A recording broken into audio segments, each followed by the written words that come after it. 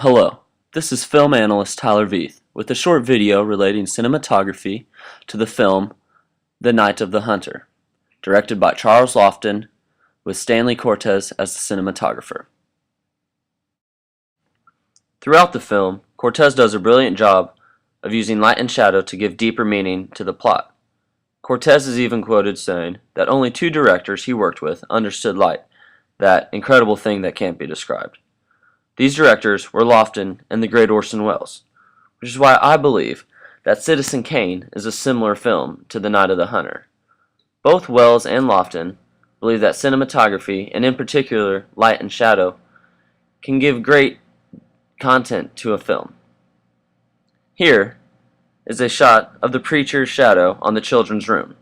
This frightening shot foreshadows the terror the preacher will bring upon the children, and his aim to manipulate them through intimidation and wit.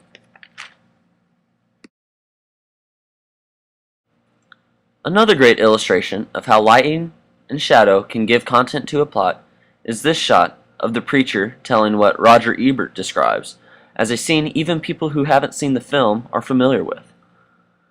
As the preacher tells the story of left hand, right hand, the shot is seen through the boy John's point of view, thus making the point of view a subjective one, through the eyes of character. This shot is crucial to the plot, as the preacher's love side of his face is shadowed. This identifies both the lack of trust John has in the preacher and the true character of the preacher himself. This film also uses the concept of familiar image masterfully.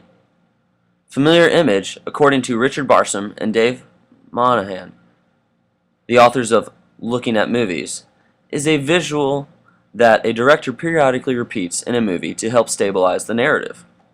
Here, Mrs. Cooper is shown with a shadow as she is protecting the children.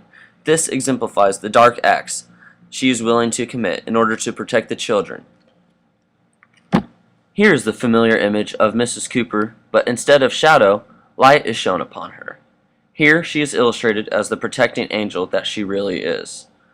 This is a great example of how a familiar image repeated in a film, but with a slight twist or variation, adds deeper meaning to both the plot and the movie itself.